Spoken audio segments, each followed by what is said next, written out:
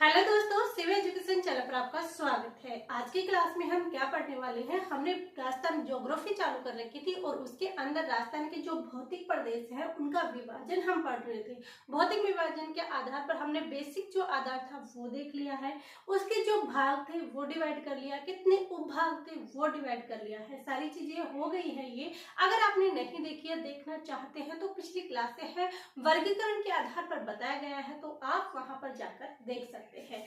ये है यहाँ पर हम आज क्या पढ़ने वाले हैं। पश्चिमी मरुस्थल हमने पिछली क्लास में किया था और पश्चिमी मरुस्थल का भी हमने दो भागों में डिवाइड किया था, सूक्ष्म मरुस्थल और अर्ध सूक्ष्म मरुस्थल।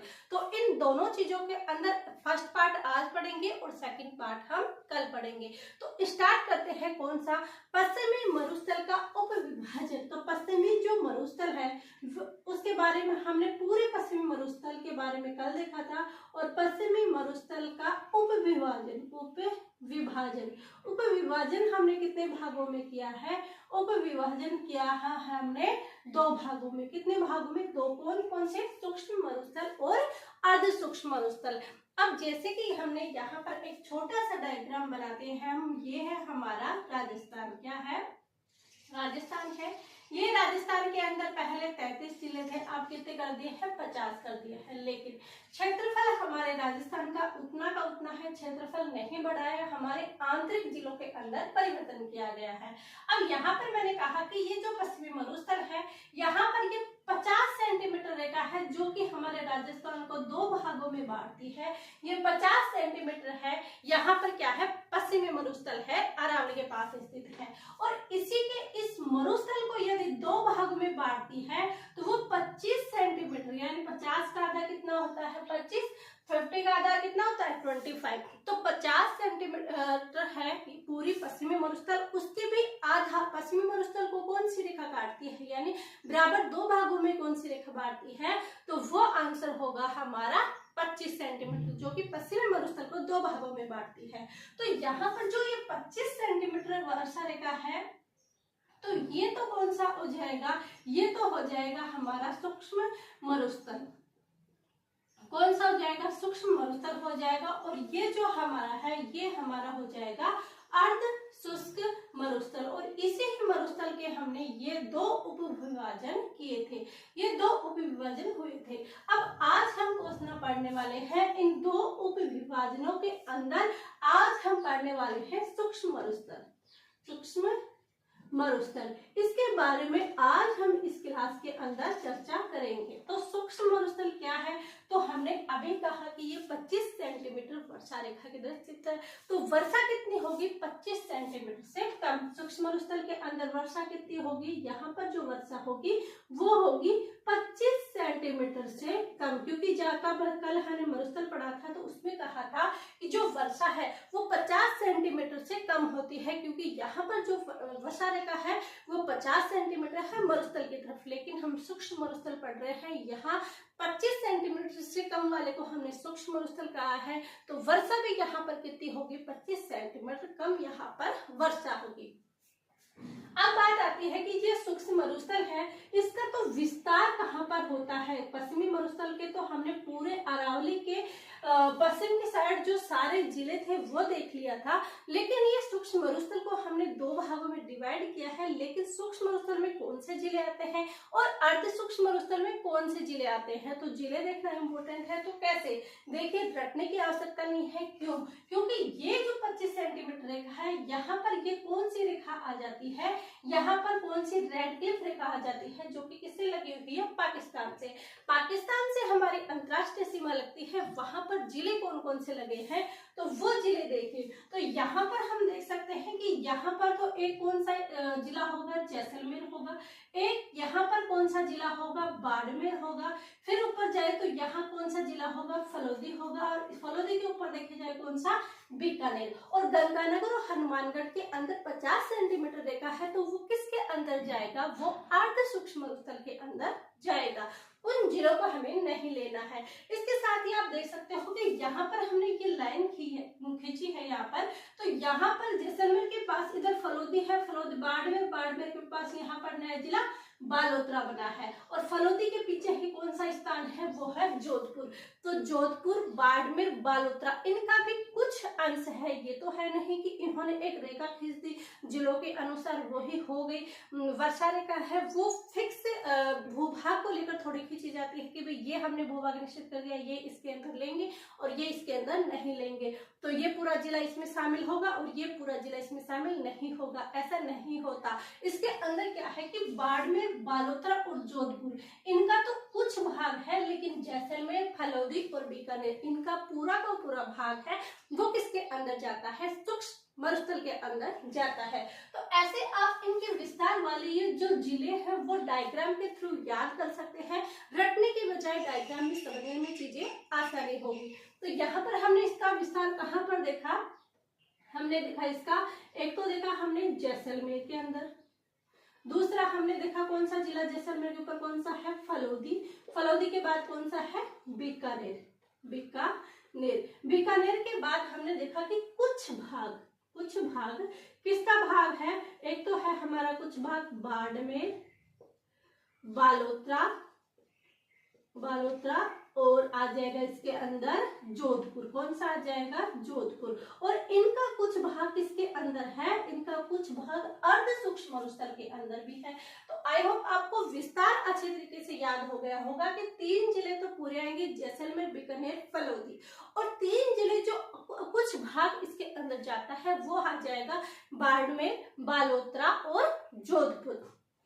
ये हमने देख लिया कि सूक्ष्म मरुस्थल है उसका विस्तार कहाँ कहाँ पाया जाता है। अब जी ये सूक्ष्म मरुस्थल है, यहाँ पर क्या है कि बालुका स्तूपों की अधिकता है। विभिन्न प्रकार के यहाँ पर बालुका स्तूप बनते हैं, उन विभिन्न प्रकारों के हम नाम भी लिखेंगे और उनको याद भी करेंगे। तो यहाँ क्या है, बालुका स्तूपों की अधिकता। तो यहाँ पर बालुका स्तूपों की अधिकता है। कहाँ पर स्थित है, अधिकता है सूक्ष्म मरुस्थल में। क्वेश्चन आ सकता है कि बालुका स्तूपों की अधिकता कौन से में है, तो हमारा आंसर अर्ध सूक्ष्म मरुस्थल नहीं आएगा, आंसर आएगा हमारा सूक्ष्म मरुस्थल। और इन बालुका स्तूपों से क्या अर्थ है, बालुका स्तूपों से अर्थ है कि यहाँ पर सर्वाधिक क्या पाए जाते हैं, रेत के टीले। इसीलिए वहां पर जैसलमेर के सम जो स्थान है वहां पर रेत के टीले प्रसिद्ध है। वहां पर विदेशी पर्यटक आते हैं उन टीलों को देखने के लिए, इसके अंदर जैसलमेर में। तो ये जैसलमेर भी किसका स्थान हो गया, ये भी स्थान हमारा हो जाता है सूक्ष्म मरुस्थल का। अब बात आती है कि ये रेत के टीले हैं, बालुका स्तूप है, लेकिन बालुका स्तूपों का निर्माण कैसे होता है। बात तो ये होती है कि रेत के टीले हो गए, हमने मान लिया कि बालुका स्तूप हो, लेकिन जैसलमेर में ऐसा क्या है कि वहां पर सम जैसलमेर के टीले प्रसिद्ध भी है। विदेशी तक वहां पर जो मिट्टी के जो टीले हैं वहां पर घूमने के लिए आते हैं। क्या वैसे टीले और उन्हें नहीं मिलते, वहां पर क्या आकर्षित है, क्यों उन टीलों के अंदर देखने के लिए आते हैं। तो बालुका स्तूप में रेत के टीले कैसे बनते हैं, इनकी आकृति भी विभिन्न होती है, जैसे अनुधर्य हो गए, बरखान हो गए, ये सभी 8-10 प्रकार के हैं जो क्या है बालुका स्तूप यहाँ पर होते हैं। लेकिन बात ये होती है कि ये बालुका स्तूपों का निर्माण कैसे हुआ। तो यहाँ पर हमारा टॉपिक रहेगा कि बालुका स्तूप का निर्माण, बालुका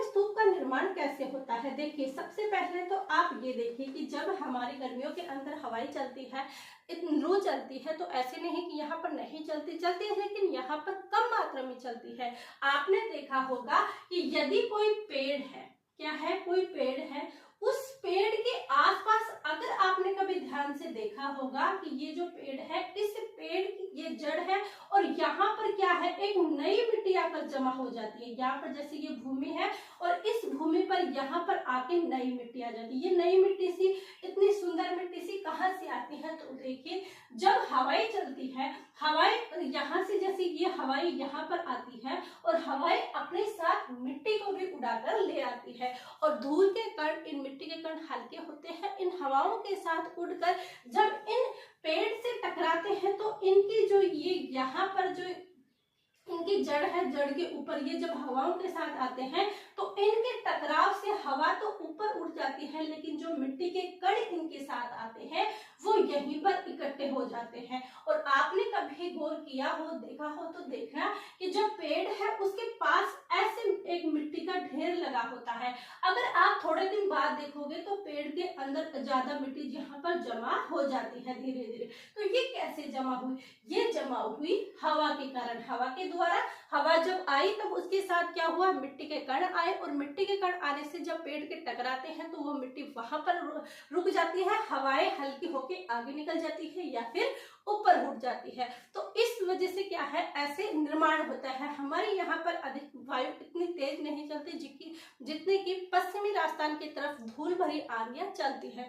तो वहां पर क्या है, छोटी छोटी झाड़ियां और ऐसे जो पेड़ है इनके पास आकर ये क्या होते हैं, जमा हो जाते हैं और ऊंचे ऊंचे रेत के टीले बन जाते हैं, क्योंकि वहां पर रेतीला मरुस्थल है जो सहारा मरुस्थल का हिस्सा है।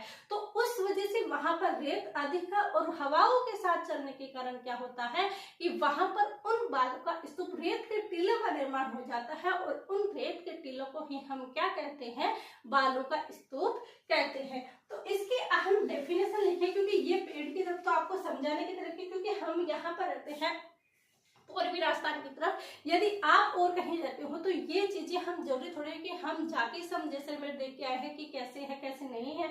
हम एक छोटे से अपने आसपास के एनवायरनमेंट के अंदर देख सकते हैं कि ये कैसे बनते होंगे। और अब उसकी डेफिनेशन आती है कि यदि एग्जाम में डेफिनेशन आ गई तो हम क्या लिखेंगे, तो क्या लिखेंगे कि बालों का स्तूपों का निर्माण कैसे होता है। तो बालों का स्तूपों का निर्माण, बालों का स्तूपों का निर्माण कैसे होगा, स्तूपों का निर्माण हवा द्वारा, इसके द्वारा ध्यान रखना है, ये करना है हमें, हवा द्वारा मिट्टी के अपरदन के कारण, हवा द्वारा मिट्टी के अपरदन के कारण। अपरदन का अर्थ क्या है, अपरदन का अर्थ है कि मिट्टी एक जगह से उठकर दूसरी जगह उठकर चली जाती है, तो मिट्टी का क्या हो जाता है, अपरदन हो जाता है। तो अपरदन हो जाने से और एवं जहां पर इकट्ठी हो जाती है उसे हम ज्योग्राफिक लैंग्वेज में क्या कहते हैं, निक्षेप, क्या कहते हैं, निक्षेप। यानी मिट्टी जहां से उठती है वहां पर मिट्टी कम हो जाती है, यानी मिट्टी का अपरदन होता है। ज्योग्राफी में हम उसे क्या शब्द नाम देते हैं, अपरदन। लेकिन मिट्टी जहां से उठी है वहां से जाकर पेड़ के टकराकर या किसी से टकराकर वहां पर जो इकट्ठे हो जाती है वहां पर क्या कहा जाता है, निक्षेप कहा जाता है। तो ये हमारी डेफिनेशन हो जाएगी, बालू का स्तूपों का निर्माण हवा द्वारा मिट्टी के अपरदन एवं निक्षेप के कारण होता है, फलस्वरूप होता है, फलस्वरूप होता है। अब यदि हम देखें कि वहां पर ऐसे क्या होगा, तो देखिए ये जैसे वहां पर रेत के टीले पहले से हैं, रेत के टीले वहां पर है, रेत सर्वाधिक है, तो ये रेत के टीले यहाँ से आते हैं, यहाँ से तीव्र हवा चलती है, तीव्र हवा चलती है। तीव्र हवा चलने के बाद क्या होता है कि ये हवा तीव्र के साथ बाद में क्या हो जाती है, इसकी मंद गति हो जाती है। पहले हवा तीव्र चलती है, तीव्र के बाद क्या हो जाती है, मंद गति हो जाती है। और ये तीव्र हवा यहाँ से चलने के बाद, यहाँ मंद गति होने के बाद यहाँ पर क्या बन जाते हैं, रेत के टीले बन जाते हैं, क्योंकि यहाँ मंद हवा हो गई तो हवा जो मिट्टी लेके आई थी, मंद होने के बाद उसके द्वारा ये मिट्टी कण यहाँ पर छोड़ दिए जाते हैं। तो यहाँ पर जो क्या होता है, अपरदन, और यहाँ पर क्या होता है, निक्षेप।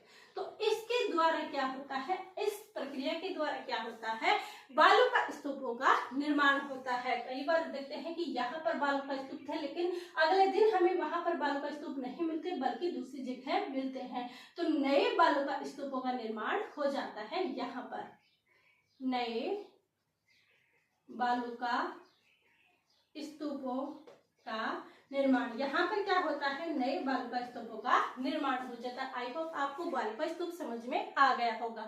तो आज के क्लास में हमने पश्चिमी मरुस्थल की उप विभाजन 2 किए, सूक्ष्म और अर्ध सूक्ष्म। सूक्ष्म के अंदर हमने देखा 25 सेंटीमीटर वर्षा रेखा के पास स्थित और 50 सेंटीमीटर अर्ध सूक्ष्म। तो वर्षा भी सूक्ष्म मरुस्थल में कितनी होगी, 25 सेंटीमीटर। फिर हमने देखा कि इसका विस्तार कहाँ है, तो जो अंतरराष्ट्रीय सीमा पर स्थित है उन जिलों को लेना है। मैप के साथ यदि आप याद करेंगे और खुद एक बार मैप बनाकर फिर याद करेंगे तो अच्छे से याद होगा। हमने देखा कि मैप में यहाँ पर जैसलमेर, फलौदी और बीकानेर स्थित है, गंगानगर, हनुमानगढ़ और अनूपगढ़, ये तीनों जिलों किसके अंदर जाएंगे, ये तीनों जिले अर्ध शुष्क के अंदर जाएंगे। फिर उसके बाद हमने कुछ भाग बाढ़ पर बालोतरा और जोधपुर का आता है। यहाँ पर बालों का स्तूपों की अधिकता अधिक है, रेत के टीले अधिक है और बालों का स्तूपों का निर्माण कैसे होता है, ये सारी चीजें अभी मैंने आपको समझा दी है। कल हम आगे देखेंगे कि मरुस्थल मार्च किसे कहते हैं और बालों का स्तूपों का वर्गीकरण हमने कितने प्रकार से करेंगे और फुल डेफिनेशन के साथ इनको पूरे चित्र के अनुसार समझेंगे, डायग्राम के साथ बनाएंगे ताकि ये चीजें हमें हमेशा के लिए याद हो जाए। यदि हम डायग्राम के साथ बना के याद करते हैं तो चीजें अच्छे से याद होती है। तो यही क्लास हम एंडिंग करते हैं। आई होप ये क्लास आपको पसंद आई होगी। पसंद आती है तो लाइक कीजिएगा, शेयर कीजिएगा और सब्सक्राइब कीजिएगा। आप सभी का धन्यवाद। Thank you.